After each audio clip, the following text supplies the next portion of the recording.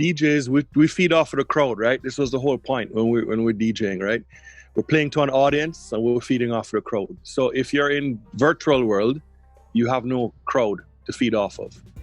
So you're sort of how you judge what you're doing, you have to have a different kind of a way, to kind of plan.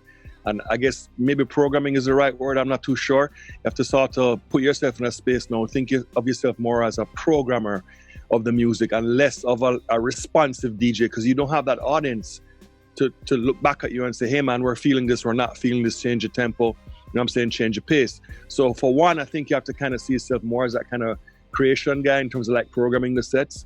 Number two, again, the guys without the personality, it's going to be difficult because now it's going to be a lot more personality based. You know what I mean? When you're DJing in your club and you're way stuck in the booth, you could just be in a bad mood all night and technically your craft is solid, you know what I'm saying? So you kind of know like, yeah, I see them dancing, let me just play this, let me just play that. I'm not really in a great mood, pass me a drink, whatever. That's gone now. Now you got to develop a persona, you know what I'm saying, to kind of interact with people, because now your interaction level, I think, is going to come in different forms. So you're going to be able to go live at certain times, depending on the platform and how you're playing the music. And at other times, I think you're going to have to do prepared content for people. You're going to have to start doing things more than just like, I'm playing music to make you dance. You know what I'm saying? You're going to have to start doing stuff like, hey guys, today we're doing a special on, this type of music, or, where these samples come from, or, you know what I'm saying? Or I'm going to play, bet you guys didn't know who did this song first or something. They're going to have to come up with ideas to do content creation. And at the end of the day, I really think the best model is going to be some kind of subscription type model, bro. Like where they either subscribe to a channel, as I said, like if you have a Twitch subscription, for example, or if it's your own personal site, or some kind of form of a subscription model, some sort of pay-per-view kind of model, I guess is what I'm trying to say. But I think the subscription model seems to be working more so for more creators in the space, rather than you hawking one particular event and saying, hey, join the thing and get your $5 ticket to come see it, which is fine. But you're not an artist doing a show like every 2 months or 3 months. You're trying to work like freaking every week. Some DJs work like, every other night. You know what I'm saying? So it's going to be interesting. It's in the embryonic stage. I mean, they're fooling around and, with the IG thing and with different things and, doing lots of kind of free stuff. I know one of the models is doing sponsored events. So we're DJing for the public for free. And we're engaging, you don't have to pay me, but I have a sponsor because I'm leveraging it against my audience. So a lot of the Jamaican kids have been doing that. So you say, so-and-so going live, whatever, and it's sponsored by like, Sagicor, like the bank, or, or some other entity. And so they get paid that way as well, which is interesting.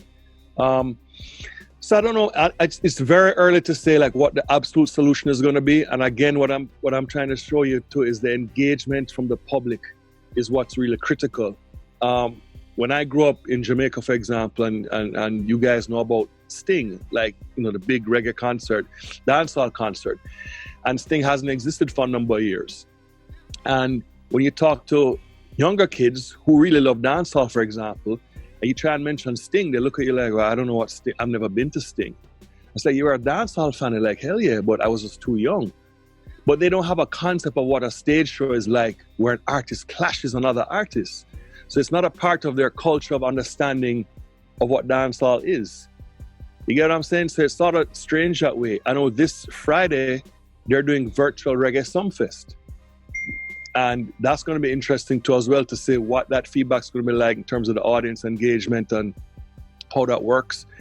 You know what I mean? But as I said, if you grow with an audience who doesn't know what Sting is, who doesn't know what a clash is, then, I mean, do they miss it or not? You know what I'm saying? Because they still appreciate the genre. So even you as a DJ, I mean, it sounds scary to think of it, but, it's like that conversation. You remember when we used to go to the club and there were, 3,000 people and people are looking like, nah, the club, I don't know, man. I subscribe to his stream and I download his podcast, you know what I'm saying? And I still enjoy my music in the same way. So it's crazy. But I think the user engagement is going to dictate a lot as to what it's going to be.